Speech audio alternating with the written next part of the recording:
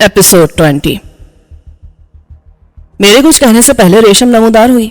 उसके एक हाथ में जंजीर थी और दूसरे में सिल्वर का ग्लास और जग। अब तो ठीक हो तुम, चलो खाना खाओ रच के। आज मैंने तुम्हारे लिए खास छोलों वाले चावल बनाए हैं और दही मंगवाया है। खाने के बाद भी ग्लास पी लेना तो कुछ जान आ जाएगी। रात सोने से पहले तुम्हें बादाम घोट के और देसी घी डाल के गर्म दूध दूंगी।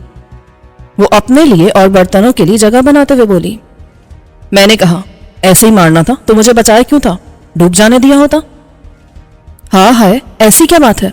सुन रहे हो ना बाबा, क्या कह रही है मरन जोगा मुझे कि मैं इसकी दुश्मन हूं। अच्छा होता मैंने उसे डूब जाने दिया होता, मर जाता उसी के साथ। क्या नाम था उसका? हाँ नौरीन, जिसे रोता रहता है हर वक्त। सच है भाई, भलाई का तो जमाना ही नहीं है। अब एहसान मानने के बजाय उल्टा मुझ पर इल्जाम लगा रहे कि मैं इसे मारना चाहती हूँ। मैं हंस पड़ा। रेशम, मेरा मतलब ये नहीं था। बंदा एहसानों के बोझ से भी तो मर जाता है ना। हम शहरी लोग हैं, इतना कैसे हजम कर सकते हैं लेटे लेटे। हम तो शहर में पतला पानी जैसा दूध पीते हैं, वो भी चाय में। क्यों, खालिस दूध पीना मना है वहां? उसने भोलपन से पूछा। यही समझ लो, हम खालिस चीजों के आदी नहीं रहे। यहाँ हवा खालिस, सब्जी ताजा, दूध दही और घी असली, और फिर तुम्हारा ये खुलूस। मैं बेगर्ज प्यार कहते कहते रुक गया। इतनी तवज्जो कौन देता है, और वो भी अजनबी को जिससे ना लेना ना देना। वहां तो हर काम के पीछे गर्ज होती है कि फायदा क्या होगा। तुम क्या सोच रही हो? वो चौंकी। ये ख्याल कैसे आया तुम्हें कि मैं कुछ सोच रही थी? तुम्हारी जुबान इतनी देर बिला वजह चुप नहीं रह सकती। उसने शिकायती अंदाज में बाप से एहतजाज किया। देखा तुमने बाबा? रेशमे, ये तो सभी कहते हैं, सच का बुरा क्यों मानती है? रहीम बख्श लाड से हंसा। सच तो यही है कि मैं सोच रही थी, वो गामा का मामा आया था मेरे पास। बड़ा मिस्कीन बना हुआ आजकल। कहने लगा रेशम कि वो जो मेहमान है ना तेरे घर में, उसे फौरन चलता कर दे। मैंने कहा मधानी से सर फाड़ दूंगी तेरा, और छुरी से ये तरबूज जैसा पेट। मेरे मेहमान से तुझे क्या तकलीफ है? तेरे बाप की हट्टी का खाना खाता है वो कमीने। फिर उसने बताया कि खलीफा मिला था उसे। वो पूछ रहा था कि उस बंदे का नाम क्या है जिसे रेशम ने पानी से निकाला था। खलीफा ने कह दिया कि मुझे तो पता नहीं। वो कह रहा था मैं खुद ही आऊंगा तफ्तीश के लिए। नहर में गिरने वाली गाड़ी उसकी नहीं थी, वो गाड़ी में तो था।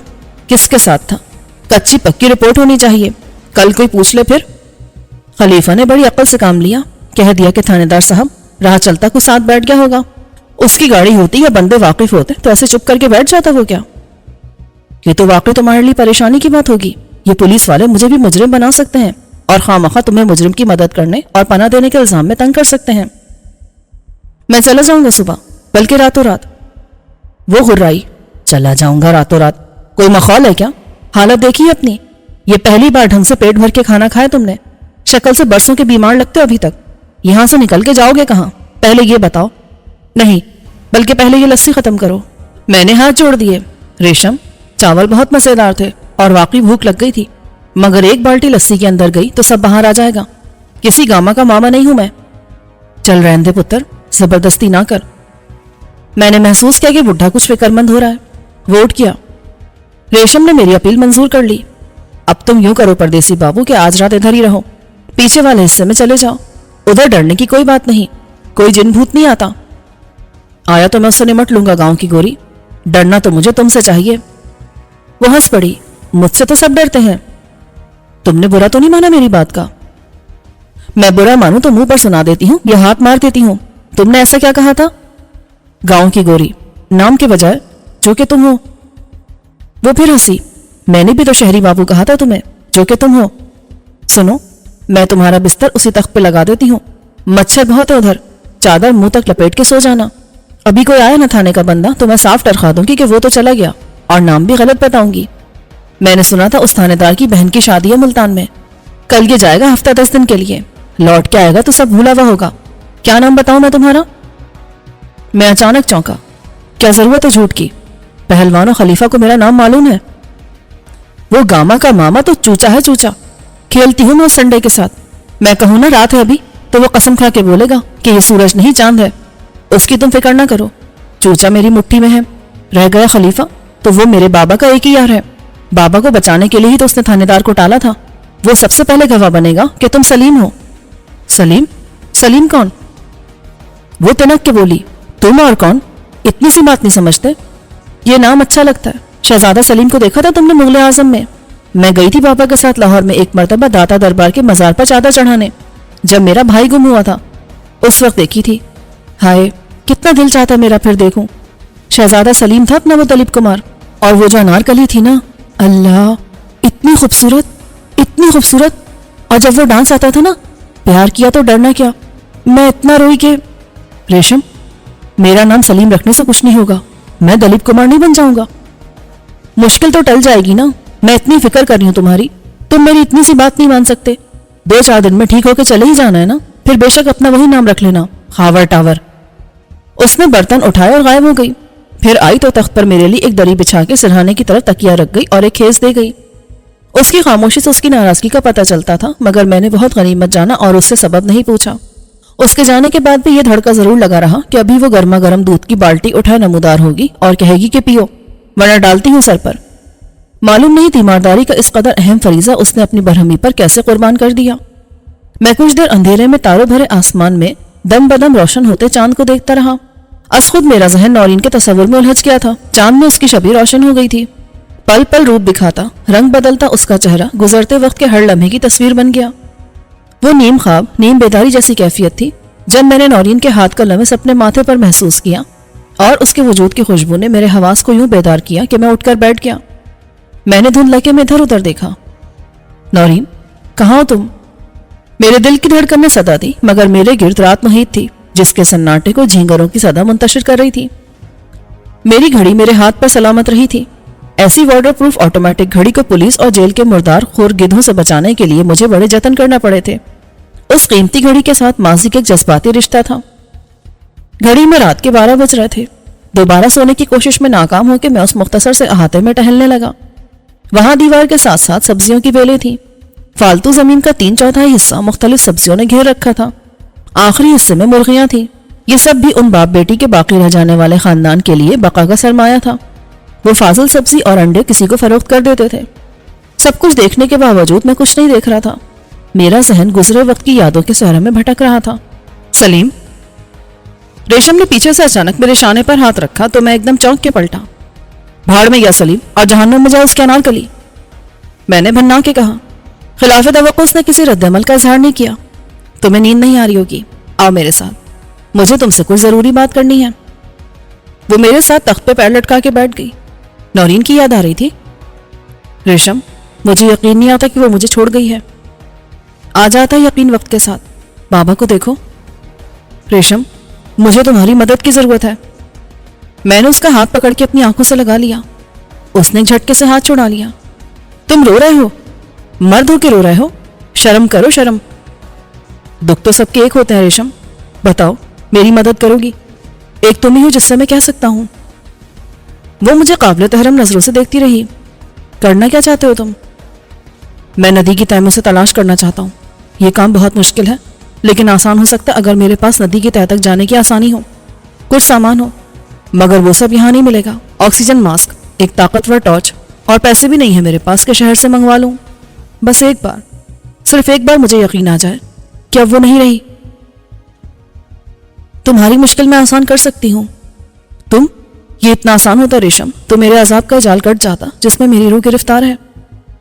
تم دیکھنا چاہتے ہو نا اپنی آنکھوں سے؟ میں تمہاری مدد کر سکتی ہوں، لیکن مجھے یقین نہیں کہ اس کے بعد تم اس کے جادو کے اثر سے آزاد ہو جاؤ گے۔ چلو اٹھو۔ کہاں چلوں؟ دیر مت کرو، وقت کم ہے اور موقع آج ہی ہے۔ تم دیکھنا چاہتے تھے نا کہ نورین وہیں ہے یا نہیں؟ میں دکھاتی ہوں تمہیں۔ اپنی آنکھوں سے دیکھنے کے بعد بھی تمہارا دل نہ مانے تو میں اس کی ذمہ دار نہیں۔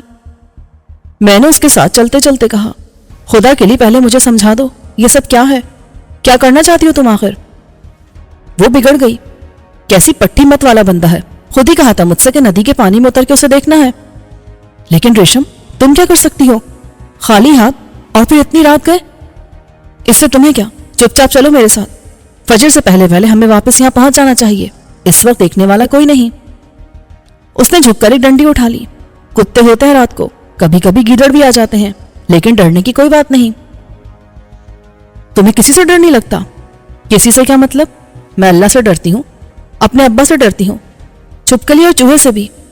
جنگلی جانور، بھیڑیے، چیتے، شیر یا جن بھوت، وہ مل جائے راستے میں تو؟ ایسے جانور تو ادھر نہیں ہوتے، کسی نے بھی نہیں دیکھے۔ وہ अहाते के दरवाजे से निकलकर कच्चे रास्ते पर सीधा चलती गई। जिन भूत मिले हैं दूसरों को, बड़े किस्से मशहूर हैं उधर कब्रिस्तान वाले पीपल के, पर मेरा वास्ता नहीं कभी पड़ा। और इंसानों से, इस वक्त तुम एक अजनबी मर्द के साथ हो, अंधेरा है और दूर दूर तक कोई नहीं। अजनबी मर्द? हिम्मत है तो जुबानी बात क्या, कुछ करके दिखाओ, हाथ ही पकड़ लो मेरा। मैंने एकदम उसकी कलाई थाम ली, मगर ये सिर्फ चंद सेकंड की बात थी। उसकी गुदास कलाई का लम्स महसूस होने के साथ ही जैसे दुनिया उलट गई। जमीन पैरों के नीचे से गायब हो गई और आसमान मेरी टांगों में से गुजर गया। लंबी घास और मिट्टी में लेटे हुए मैंने चांद को देखा जो मुझ पर हंस रहा था। फर्श खाक पे चित पड़ा। मैं खिफ्फत से ज्यादा हैरत का शिकार था कि ये सब कैसे हुआ। रेशम ने अपना एक हाथ आगे बढ़ाया। लो, अब इजाजत है, पकड़ लो मेरा हाथ और उठो। मैं कपड़े झाड़ के खड़ा हो गया। तुम जूडो कराटे जानती हो? वो क्या होता है? ये तो कुश्ती के दाव पेच है। तुम पहलवानी करती हो? मैं भौचक्का रह गया। पहलवानी? पहलवान तो मर्द होते हैं। ये तो ऐसे मेरे हुक्म के गुलाम उस गामे के मामे ने मेरी जिद पर सिखाए थे सबसे छुपकर। अब्बा भी बहुत नाराज होता अगर पता चल जाता। गामे का मामा, असल नाम तो उसका अमजद है, सब मौजू कहते हैं। मैंने छेड़ने के लिए गामा का मामा कहना शुरू किया तो सबने चिड़ बना ली। कोई और कह के देखे, मारने को दौड़ता है। आसपास दूर तक उसके जोड़ का कोई नहीं, मेरे आगे भीगी बिल्ली बन जाता है। उससे कहा मैंने कि मुझे जोड़ सिखा, तो परेशान हो गया। इतनी शर्म मुझे नहीं आती जितना वो शर्माता था। फिर भी थोड़ा बहुत सिखा दिया उसने। घबराता बहुत था कि किसी को पता चल गया तो क्या होगा। वो चलते चलते कुएं पर रुक गई। उसकी मुंडेर पर चमड़े का डोल और एक मोटी सी रस्सी बल खाई पड़ी थी। उसने डोल को रस्सी से अलग किया। ये होगी 40 हाथ की, 60 फुट समझ लो, शायद कुछ ज्यादा ही हो। कुएं तो बहुत हैं, लेकिन मुझे पता था ये रस्सी अभी 2 हफ्ते पहले की है।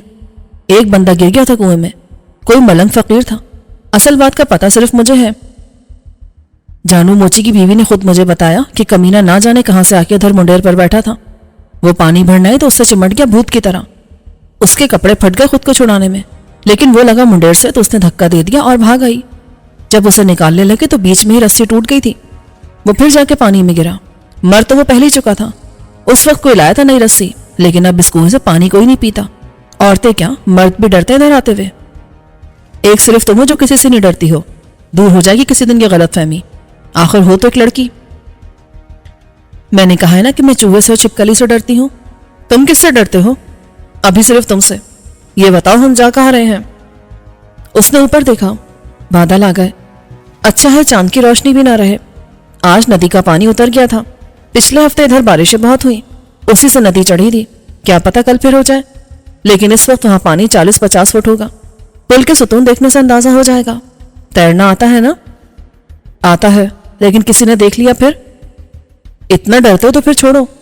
डरना मुझे चाहिए कि किसी ने देख लिया तो बाबा को बताएगा। तुम्हें कौन जानता है यहाँ? मशहूर तो मैं हूं, शैतान की तरह। अच्छा देखो, ये वही जगह है। सामने पुल नजर आ रहा है ना तुम्हें? मैंने इकरार में सर हिला दिया। तकरीबन 200 गज के फासले पर छोटा पुल एक लकीर की सूरत में दिखाई दे रहा था। मशरिक की तरफ से आने वाले बादलों की एक टुकड़ी ने चांद को ढक लिया था। खामोशी में बहने वाली नदी का किनारा भी तारीकी में डूब गया। मैंने कहा, हम पुल पर से। रेशम, कहाँ हो तुम? रेशम। मैंने हर तरफ घूम के देखा। मेरे करीब रस्सी पड़ी थी, लेकिन रेशम जैसे हवा में तहलील हो गई थी। मेरी अकल खत्त हो गई। ये जरूर किसी जिन की बेटी का छलावा थी जिसे मैंने इंसान समझने की बेवकूफ़ी की थी। लड़कियों वाली तो कोई बात ही नहीं थी उसमें, मगर अब मैं क्या करूं? अचानक वो अंधेरे में से निकल आई। मैंने सोचा एक रस्सी कम होगी। उधर तनूर वाली माई फाता का घर है, उसके कुएं की रस्सी खोल लाई हूं। सुबह उसके जागने से पहले वापस रख दूंगी, उसे पता भी नहीं चलेगा। वो हंसी। मैंने अपने हक में बेहतर यही जाना कि उसे कुछ ना कहूं, बस जो वो कह रही है सुनता रहूं और जो कर रही है देखता जाऊं। मजीद 100 गज के बाद उसने नशेब पर चलना शुरू किया, लेकिन वो अंधेरे में ऐसे चल रही थी जैसे उसकी आंखें नहीं 2 टॉर्च लाइट्स हैं। उसमें नजर का कोई कमाल नहीं। मैंने संभल कर उतरते हुए खुद को तसल्ली दी। वो यहाँ बेमहार फिरने की आदी है और चप्पा चप्पा उसको देखा हुआ है। सहरा नवर्द हर सिमत रेत के समंदर में, जहाँ आम आदमी सिमत का तस्वुर भी खो बैठता है, बआसानी यूं सही रास्ते पर चलते जाते हैं जैसे उनके पैरों के नीचे सड़क हो। इसी ख्याल के साथ मेरा पैर फिसला और मैं बुलंदी से लुढ़कने वाले पत्थर की तरह रेशम को भी समेट के नीचे ले गया। ये बहुत मुख्तसर ढलान थी, लेकिन वो भी गिरी और उसके साथ लुढ़कने के अमल में एक बार वो मुझ पर आई और दूसरी बार जब मेरे नीचे थी मैं उठ खड़ा होने में कामयाब हो गया। आई, मेरा मतलब है कौन आई? संभल के चलो, बच गए वरना दोनों जाते पानी में। मैं कहना चाहता था आई एम सॉरी, मगर खिफ़त, घबराहट और बदहवासी में बात आई आई से आगे ना बढ़ पाई थी। मेरा मतलब था मुझे अफसोस है। वो हंसी, किस बात का? यहां तक आके अफसोस हो रहा है? यार तुम्हारे ऊपर गिरने का। तो क्या तुम जानबूझ के खुद गिरे थे? ऐसे तो किसी का भी पैर फिसल जाता। चोट तो नहीं आई? मुझे मजीद खिफ़त हुई। वो जितनी पुरएतमाद और बेखौफ थी उससे ज्यादा साफ दिल और सादा लौ थी। ये तो मुझे उससे पूछना चाहिए था कि चोट तो नहीं आई। वो अचानक रुक गई। पुल अब मेरे बाएं जानिब खासी बुलंदी पर था। पानी की सतह वाकई नीचे हो चुकी थी, लेकिन इतनी भी नहीं कि पिकअप का ढांचा नुमाया हो जाता। एक ख्याल मुझे यह भी था कि कहीं सचमुच पानी का बहाव उस पिकअप को आगे न ले जा चुका हो। रेशम किनारे से कुछ ऊपर रुक गई। ये एक पत्थर की चट्टान थी जिसके पीछे एक दरख्त इस्तादा था। अब मैं यहाँ रस्सी पकड़ के बैठती हूँ। अव्वल तो एक काफी होनी चाहिए। तुम जाओ पानी में उतरो, गहराई ज्यादा हो तो वापस आ जाना। मैं दूसरी रस्सी भी साथ जोड़ लूंगी। इसका पिछला सिरा मैं दरख्त से बांध रही हूँ। तुम रस्सी खींचते हुए आ जाना यहाँ तक। डर तो नहीं लग रहा ना? डर किसका? इतना बुज़दिल समझती हो मुझे? लेकिन हकीकत है कि कमर में रस्सी बांधते हुए मेरी जज्बाती कैफियत बहुत अजीब थी। मेरे जहन में एक अनजाना खौफ जड़ पकड़ रहा था कि पानी की तारीक गहराई में जाके मैंने पिकअप का ढांचा तलाश कर लिया और किसी तरह अंदर पहुंचने में भी कामयाब रहा तो क्या मैं नौरीन की गली सड़ी लाश को छू पाऊंगा? सलीम, क्या सोच रहे हो? जल्दी करो। और रस्सी तुमने कपड़ों के ऊपर बांध ली? कपड़ों समेत पानी में जाओगे तो बाहर निकल के क्या पहनोगे? मैंने पलट के उसे देखा। फिर क्या कपड़े उतार के जाऊं तुम्हारे सामने? वो हंसी, तुम्हें मालूम नहीं, मगर तुम्हारे वो कपड़े मैंने ही बदले थे जो तुमने डूबते वक्त पहन रखे थे। अब शर्म आ रही है? चलो मैं आंखें बंद कर लेती हूँ। ला हौल वला कुव्वत, अजीब बेहुदा बातें करती हो तुम भी। मैंने बरहमी से कपड़े उतार के किनारे पर रखे और कमर से रस्सी बांध के पानी में उतर गया। अब बातों का एक ज्यादा बड़ा टुकड़ा चांद पर आ गया था। पानी की धुंधली सी चमक भी गायब हो गई थी। सिर्फ उसके बहने की खफीफ सी सरसराहट महसूस होती थी। ये कोई मेन रोड नहीं थी। दिन में भी उस सड़क से कम ही ट्रैफिक गुजरता होगा। पानी अब मेरी कमर तक आ गया था। रेशम मुझसे कुछ दूर बुलंदी पर बैठी ढील छोड़ती जा रही थी। यकलख्त कोई गहरी जगह आई और मैं पानी के अंदर चला गया। सांस रोक के मैं तेजी से आगे बढ़ा। खुद मुझे अपनी नजर की शनाख्त ना थी। मुझसे रेशम ने 100% यकीन के साथ कहा था कि यही वो जगह थी। मैं नीचे गया, फिर ऊपर आया। तीसरी कोशिश में मेरे पैर किसी चीज से टकराए। ये पत्थर की चट्टान नहीं थी। फौलाद का लम्स मुझे यकीन दिलाने के लिए काफी था कि मैंने पिकअप के ढांचे को छुआ है। मेरा दिल डूबने लगा। अब अदम और वजूद के दरमियान कोई फासला ना रहा था। सिर्फ चंद मिनट में यकीन का दरिया बंद होने वाला था या उम्मीद की किरण रोशन होने वाली थी। एक बार फिर हिम्मत करके मैंने गहरा सांस भरा और नाक को उंगली से पकड़ के पानी में उतर गया। इस बार मेरे पैरों ने किसी खुले दरवाजे को महसूस किया। मैंने तसव्वुर से मदद ली। पिकअप तिरछी खड़ी थी। उसके दोनों बाएं जानिब के दरवाजे झटके और दबाव से खुले थे। ड्राइवर दाएं तरफ था, गनमैन भी दाएं तरफ था। वो दरवाजे बॉडी के ऊपर दबाव डालने के बायस नहीं खुले थे। मैं ऊपर आया। गहरी गहरी सांसों से हिम्मत बहाल करके फिर नीचे गया। मेरे पैर पानी में हाथों की तरह हरकत कर रहे थे। मुझे अगला दरवाजा देखना था, थोड़ा सा आगे। एक आखिरी कोशिश ने मुझे तकरीबन ड्राइवर के कैबिन में पहुंचा दिया और मेरे हाथों ने किसी नरम गोश्त वाले जिस्म को छुआ। मैंने उसे टटोला। बॉक्सर। ये बॉक्सर था जो गाड़ी चला रहा था। मैंने आखिरी बार 2 मिनट तक सांस बहाल करके होता लगाया और इस मर्तबा टारगेट पर रहा। मैंने फिर ड्राइवर की लाश देखी। दरवाजा जो नौरीन की तरफ था पूरा खुला हुआ था, लेकिन वहां नौरीन नहीं थी। कुछ पानी मेरे पेट में गया। मैं ऊपर की जानिब बढ़ा। मेरा शक अब यकीन में बदल रहा था। वहां नौरीन की लाश नहीं थी। वो भी मेरी तरह बाहर पानी में गिरी होगी। हम दोनों एक ही तरफ थे।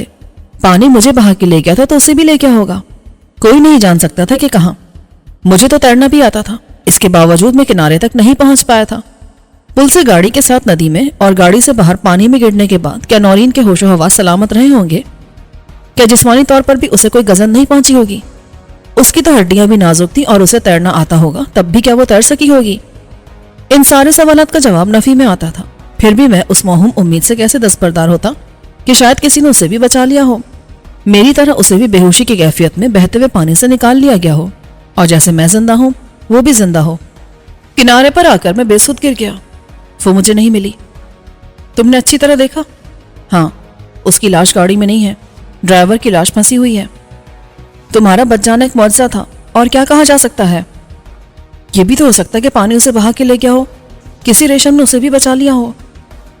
उसने गहरी सांस ली। खुदा करे ऐसा ही हुआ हो। ایسی صورت میں اس کا زیادہ دور بہ کر جانا مشکل تھا. کسی نے اسے نکالا ہوگا تو وہ آس پاس کے کسی گاؤں میں ہوگی. یہاں ہوتی تو اب تک مجھے معلوم ہو جاتا. اور کون سا گاؤں ہے یہاں؟ میری بے چینی بڑھ گئی. ہر طرف گاؤں ہی گاؤں ہے. دوسرے کنارے پر تھوڑا آگے بھاگری ہے، وہاں سے معلوم کیا جا سکتا ہے، اور آگے پیچھے دوسری آبادیوں سے بھی. تم نے مجھے نئی امید دی ہے ریشم. دنیا امید پر قائم ہے. کیا اسے تمہاری تلاش نہیں ہوگی؟ وہ تمہیں یاد نہیں کرتی ہوگی؟ اگر وہ زندہ ہوگی تو مجھے یقین ہے کہ مل جائے گی. مگر کہاں؟ اسے تلاش کرنا ہے تو ابھی کچھ دن یہاں رک کے دیکھو، آس پاس معلوم کرو. کیا پتا وہ خود بھی تمہیں تلاش کرتی ہوئی آ جائے. تم نے بالکل ٹھیک کہا. ابھی کچھ دن مجھے یہیں رک کے دیکھنا چاہیے، لیکن مجھے اچھا نہیں لگتا تم پہ بار بن کے رہنا. فضول بولنے سے بہتر ہے کہ بندہ منہ بند رکھے. یہ بتاؤ تمہارے ساتھ سامان بھی تھا، وہ کہاں گیا؟ سامان؟ اس کا تو مجھے خیال نہیں آیا. ایک سوٹ کیس میرا تھا، ایک نورین کا. کیا پتا نیچے پڑے ہوں. ابھی موقع ہے، چاہو تو دیکھ لو. ریشم کی باتوں نے مجھے نئی امید اور نیا حوصلہ دیا تھا. میں نے پھر کمر سے رسی باندھی اور پانی میں اتر گیا. اس مرتبہ مجھے پک اپ کے اندر نہیں، باہر ندی کی تہہ کو کھنگالنا تھا. یہ کام نسبتاً آسان تھا. میں یہ کام اپنے پیروں کی مدد سے کر سکتا تھا. نورین اور میرے سوٹ کیس پیچھے ہی تھے اور دروازہ کھلنے سے ایک ساتھ ایک ہی جگہ گرے ہوں گے. اس میں کوئی شک نہیں کہ پانی دونوں میں بھر گیا ہوگا، لیکن اسی کے بوجھ سے وہ نیچے بیٹھ گئے ہوں گے. جو کچھ ان سوٹ کیسوں میں تھا پانی میں بھیگ سکتا تھا، پانی سے ضائع بھی ہو سکتا تھا. وہ تیسری یا چوتھی کوشش تھی جب میرے پاؤں کے انگوٹھے نے سوٹ کیس کے ہینڈل کو چھوا. میں اوپر آیا اور سانس بحال کر کے غوطہ مارا. اب میرے ہاتھ نیچے کی طرف تھے. اندازے سے میں سیدھا وہاں گیا جہاں میں نے سوٹ کیس کی موجودگی کو محسوس کیا تھا. میری یہ کوشش کامیاب رہی. میرے ہاتھوں نے سوٹ کیس کو چھوا جو نرم مٹی میں یوں سیدھا کھڑا تھا کہ اس کا ہینڈل اوپر تھا. میں نے ہینڈل کو گرفت میں لے کر زور لگایا تو سوٹ کیس اوپر اٹھا. پھر ریشم نے رسی کھینچی. میں پانی کی سطح پر ابھرا. کنارے تک تھوڑا سا فاصلہ میں نے تیر کے طے کیا اور سوٹ کیس کو پانی سے باہر آ کے کھینچا. کچھ اوپر سے ریشم نے میری کوشش کی کامیابی کو دیکھا اور چھلانگ مار کے نیچے آ گئی. تم اسے سنبھالو، میں پھر جاتا ہوں. ایک سوٹ کیس اور ہے، شاید وہ بھی مل جائے. ہوگا تو آس پاس ہی ہوگا. اس نے گھٹنوں کے بل بیٹھ کے سوٹ کیس کو ترچھا کیا تاکہ پانی نکل جائے. ایک کامیابی نے میرا حوصلہ بڑھا دیا تھا. رسی اب بھی میری کمر کے گرد پھنسی ہوئی تھی اور اس کا آخری سرا درخت کے تنے سے بندھا ہوا تھا، مگر درمیان کا حصہ ریشم کے ہاتھ میں تھا. میں ہلکا سا جھٹکا دیتا تھا اور وہ مجھے کھینچ لیتی تھی. کچھ میں اوپر کی طرف زور لگاتا تھا. اس طرح مشقت بہت کم ہوئی تھی اور خطرہ کوئی نہیں رہتا تھا. دوسری بار نیچے جا کے مجھے زیادہ تلاش کرنا پڑا. میرا اپنا سوٹ کیس جو چھوٹا تھا لیکن اس میں 10 لاکھ کے بھیگے ہوئے نوٹ کسی غرق شدہ خزانے کی طرح تھے. جو زیورات نورین کے سوٹ کیس میں تھے ان کا اندازہ بھی میں نے ایک مرتبہ ہی لگایا تھا. ان کی مالیت بہت زیادہ ہو سکتی تھی، کم نہیں. بالآخر میرے پیروں نے ندی کی تہہ میں اپنا سوٹ کیس بھی تلاش کر لیا. یہ سیدھا پڑا تھا اور کیچڑ میں دھنس گیا تھا. اسے اٹھانے کے لیے مجھے سر کے بل جا کے دونوں ہاتھ استعمال کرنا پڑے. میرا سانس اکھڑنے ہی والا تھا کہ میں سطح پر آ گیا. ایک گہرا سانس لے کے میں کنارے پر گر گیا. اس مشقت نے میرے جسم سے ساری توانائی لے لی تھی. ایسا لگتا تھا کہ شاید میں کھڑا بھی نہیں ہو سکتا، مگر کچھ دیر لمبے لمبے سانس لینے کے بعد میں کھڑا ہونے کے قابل ہو گیا. ریشم بڑی غیر معمولی ہمت والی لڑکی تھی. اسے خیال تھا صرف میرے کام آنے کا. وہ سوٹ کیس کھولنا چاہتی تھی لیکن اس کی زپ میں ریت پھنس گئی تھی اور پانی بھر گیا تھا. میں نے ایک طرف جا کے اپنے خشک کپڑے جسم پر چڑھائے اور دونوں سوٹ کیس کھینچ کے باری باری ایک گوشے میں لے گیا جہاں ہر طرف جھاڑیاں تھیں. ہمارے اوپر ایک درخت کی پھیلی ہوئی شاخیں سایہ فگن تھی، چنانچہ ہم دیکھنے والوں کی نظروں سے محفوظ تھے. سوٹ کیسوں میں سے پانی تو رس کے خارج ہو گیا تھا لیکن ان کا وزن اب بھی کم نہ تھا. انہیں کھولنے کا اب ایک ہی طریقہ تھا کہ تالے توڑ دیے جائیں اور موٹے کینوس کو پھاڑ کے ضروری سامان نکال لیا جائے، یا پھر میں دونوں سوٹ کیس اٹھا کے ریشم کے گھر لے جاؤں. یہ کام تقریباً ناممکن تھا. نہ میں بڑا سوٹ کیس اٹھا سکتا تھا اور نہ ریشم کے لیے چھوٹا سوٹ کیس اٹھانا ممکن تھا. بھیگ کر ان کا وزن دگنا ہو گیا تھا اور ہمیں واپس پیدل چل کے کم سے کم 1 میل تو جانا تھا. ریشم نے میری مایوسی دیکھ کے کہا، کیا ہے ان میں کپڑوں کے علاوہ؟ اگر میں کہوں لاکھوں کا مال اور لاکھوں نقد، پھر؟ وہ ہنسی. پھر مجھے کیا؟ میں کہوں گی جیسے یہ مال ملا ایسے ہی نورین بھی مل جائے گی. میں نے گھڑی دیکھی، 3:30 بج رہے ہیں. واپس پہنچتے پہنچتے 4:15 ہو جائیں گے. 5 بجے صبح کی اذان ہوتی ہے. اب ان سوٹ کیسوں کا میں کیا کروں؟ ایسی کوئی جگہ ہے جہاں میں نے چھپا دوں؟ ساتھ لے کر جانا تو بہت مشکل ہے اس وقت. اگر کھول سکتا تو فالتو چیزیں سب پھینک دیتا جو بھیگ کے ضائع ہو گئی ہوں گی. ہے ایک چیز، اس سے تمہارا کام بن جائے گا. وہ بولی اور اچانک اپنی ڈب سے خنجر نکال لیا. میں بھوچنکا رہ گیا. یہ ایسی چیز کیوں رکھتی ہو تم اپنے پاس؟ اپنی حفاظت کے لیے اور کس لیے؟ اس نے کمانی والا چاقو بڑی مہارت سے کھولا تو اس کی آواز خاموشی میں کچھ زیادہ ہی گونجی۔ اگر میرا بس چلتا تو میں ریوالور رکھتی اپنے ساتھ۔ کیسی لڑکی ہو تم؟ تمہیں ڈر نہیں لگتا ایسی خطرناک چیزوں سے؟ یہ تو حفاظت کے خیال سے رکھتی ہوں، ڈر مجھے بھی لگتا ہے وحشی درندوں سے جو میرے آس پاس ہیں۔ لیکن تم تو کہہ رہی تھی کہ یہاں شیر، چیتے، بھیڑیے نہیں ہیں۔ ان سے زیادہ خطرناک 2 ٹانگوں پر چلنے والے درندے تو ہیں نا۔ یہ لو۔ میں نے خنجر لے لیا۔ آج تک کبھی اس کے استعمال کی ضرورت پڑی؟ ابھی تک تو سب میری زبان کی کاٹ سے ڈر جاتے ہیں، لیکن مجھے معلوم ہے مرد پر خون سوار ہو یا حوث تو اس کی شرافت، انسانیت، عقل سب بے معنی ہو جاتی ہیں۔ اس وقت میری جیسی کمزور عورت خود کو کیسے محفوظ رکھ سکتی ہے؟ اور بھوکے بھیڑیے غول کی صورت میں پھرتے ہیں۔ ایسے یہاں آتے جاتے اکیلی عورت کسی کے ہاتھ لگ جائے تو ایسا بھی ہوا ہے کہ اس پر ایک غول نے حملہ کر دیا، 2-4 اپنی حیوانت کی تسکین کر کے بھاگ گئے۔ عورت صرف بدنام ہوئی، میرا تو کوئی بدلہ لینے والا بھی نہیں، بس ایک بوڑھا باپ ہے۔ اتنا بھروسہ تم اس خنجر پر، جیسے یہ توپ ہے یا بم؟ کچھ تو ہے، جیسے تم حیران ہوئے۔ اچانک نکالوں تو سنبھلنے سے پہلے حملہ کا پیٹ پھاڑ دوں۔ خیر، اب تم باتوں میں وقت ضائع مت کرو، اپنا کام کرو۔ میں نے تیز دھار کے 6 انچ پھل والے خنجر سے سوٹ کیس کو کسی بدخواہ کے پیٹ کی طرح پھاڑ دیا، جیسے کہ ابھی ریشم نے کہا تھا۔ اندر گیلے کپڑے، جوتے سب ضائع ہو چکے تھے۔ میں نے چھوٹے سوٹ کیس کی زپ کاٹی تھی تاکہ اسے میں استعمال کرنا چاہوں تو وہ قابل استعمال ہو۔ میں نے اس میں اپنے پانی میں 2 تر جوڑے رکھے، ایک جوڑا جوتوں کا ڈالا۔ اصل چیز نورین کے زیورات تھے جو اس کے بیگ میں بند تھے۔ میں نے اس بیگ سے پانی خارج کیا اور اسے اپنے سوٹ کیس میں ڈال لیا۔